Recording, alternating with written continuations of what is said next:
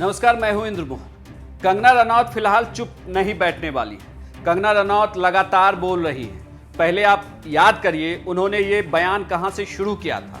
सुशांत सिंह राजपूत को इंसाफ दिलाने के लिए वो निकली थी, लेकिन यह जंग सुशांत सिंह राजपूत से हटते हटते उद्धव वर्सेस कंगना रनौत तक पहुंच गया। उसके बाद कंगना रनौत ने सोनिया गांधी पर निशाना साधा और अब एक बार फिर से कंगना रनौत उद्धव ठाकरे पर निशाना साध रही है। लेकिन सवाल उठता है कि कंगना जो बातें कह रही हैं वह सही हैं या गलत हैं। यह तो आप हमें कमेंट में बताइएगा, लेकिन जो मैं आपको बता रहा हूं उसे आप ध्यान से सुनिए। कंगना रनौत, आप याद करिए, अगर सुशांत सिंह राजपूत के मामले में किसी ने सबसे पहले आवाज उठाई जस्टिस फॉर एसएसआर, वह कंगना रनौत ही थी। कंगना रनौत के इसी व्यवहार की वजह से पूरे देश में सुशांत सिंह राजपूत के लिए लोग इंसाफ मांगने लगे। लगातार लोग सामने आए, सोशल मीडिया पर उन्होंने आवाज उठाई और इसी आवाज की ताकत थी कि सीबीआई के हाथ में यह जांच गई और सीबीआई ने जब पन्ने खंगालने शुरू किए तो जो बातें कंगना रनौत पहले कह रही थी वो सारी बातें सच साबित होती दिख रही हैं। आप याद करिए, अभी भी कंगना रनौत कह रही हैं कि आप बॉलीवुड के उस तथाकथित गैंग की भी जांच करिए, उन्हें भी बुलाइए, उन्हें भी बिठाइए और उनसे सवाल करिए। फिर सारे सवालों के आपको जवाब मिल जाएंगे कि आखिर सुशांत सिंह राजपूत की आत्महत्या क्यों हुई या सुशांत सिंह राजपूत ने अपनी जान क्यों दे दी। इन तमाम सवालों के जब आप इन तथाकथित गैंग को बिठाएंगे और इनसे सवाल करेंगे तो जवाब मिलेगा। लेकिन इसके बाद की परिस्थितियां देखिए, 24 घंटे के अंदर कंगना रनौत का ऑफिस ढा दिया जाता है,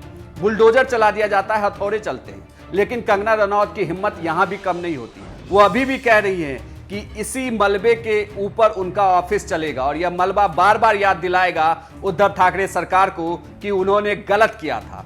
उन्हें बार बार याद दिलाएगा कि एक महिला के ऊपर अत्याचार अगर होता है तो उसे एक महिला कैसे जवाब दे सकती है। सवाल कई यहां से खड़े होते हैं इसके बाद, लेकिन संजय राउत, जिनकी वजह से ऐसे ऐसे शब्द सामने आए जो एक शिव सैनिक के तौर पर या शिवसेना के नेता के तौर पर शोभा नहीं देते। आप यह भी मत भूलिए कि संजय राउत की प्रोफाइल क्या है। संजय राउत खुद जर्नलिस्ट रहे, सामना के एडिटर हैं। ऐसे में बड़ा सवाल यह है कि जो सामना चलाने वाले संजय राउत, जो मुख्य प्रवक्ता भी, वो अगर ऐसे शब्दों का इस्तेमाल करें तो कंगना रनौत अगर महाराष्ट्र के लिए पीओके या पाकिस्तान लिख रही है तो वो क्या गलत करें।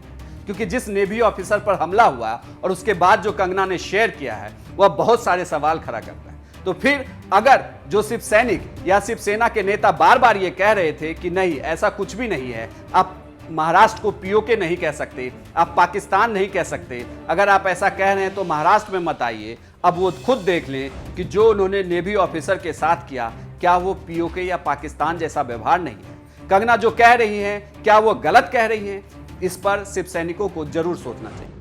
महाराष्ट्र में सरकार का आतंक और अत्याचार दिन ब दिन बढ़ते ही जा रहे हैं।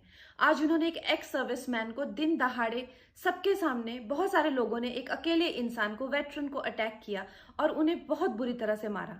उनकी गलती यही थी कि उन्होंने सरकार की निंदा की। रिपब्लिक चैनल को महाराष्ट्र में बंद किया जा रहा है क्योंकि वो सरकार के काम करने के तरीकों को क्वेश्चन करते हैं, जो कि आर्टिकल 19 के अंतर्गत संविधान की वायलेशन है।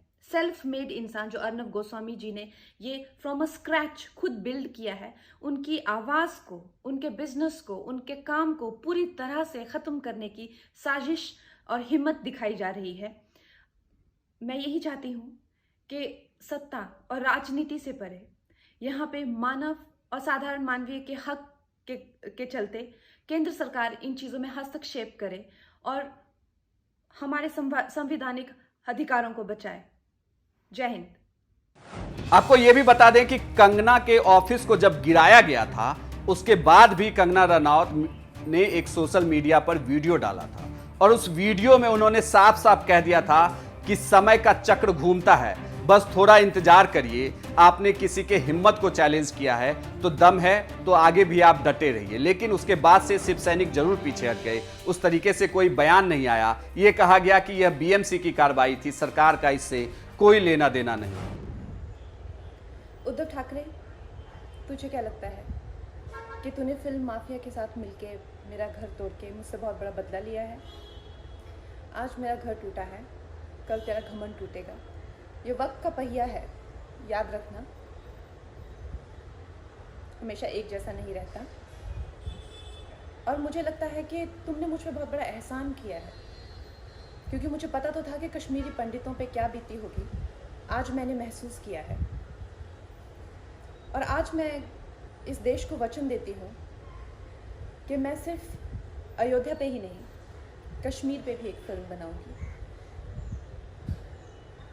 और अपने देशवासियों को जगाऊंगी, क्योंकि मुझे पता था हमारे साथ होगा तो होगा, लेकिन मेरे साथ हुआ है, इसका कोई मतलब है, इसके कोई मायने हैं।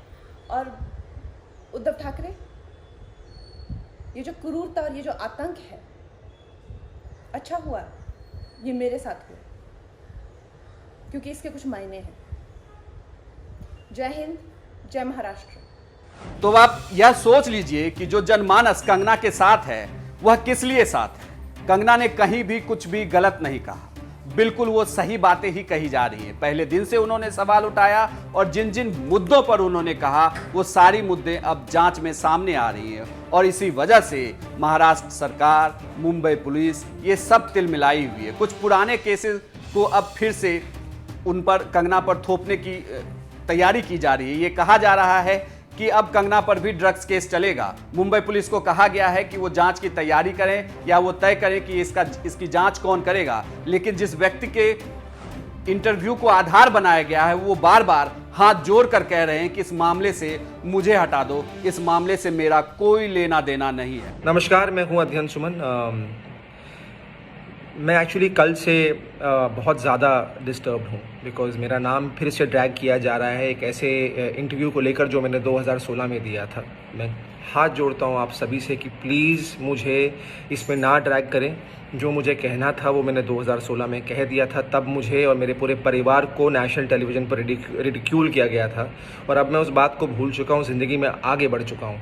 तो प्लीज़ मुझे अपने डार्क पास्ट में फिर मत लेकर जाइए।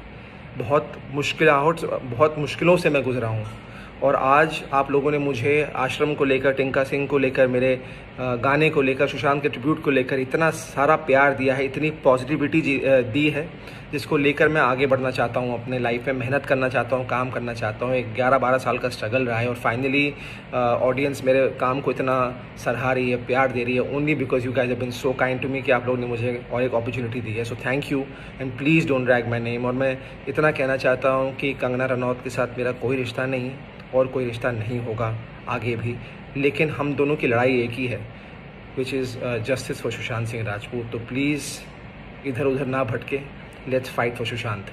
Thank you. ऐसे में ये तमाम तारें तो एक दूसरे से जुड़ रही हैं, लेकिन याद रखिए कि हमें इंसाफ सुशांत को दिलाना था। हालांकि इसके अगर दायरे में मुंबई की डी कंपनी भी आती है, ड्रग्स कंपनी भी आती है, तो कोई नहीं, हर एक का नाम सामने आना चाहिए। और अगर किसी ने ड्रग्स लिया है या ड्रग्स के कारोबार में कोई है तो उन्हें सलाखों के पीछे जरूर भेजा जाना चाहिए।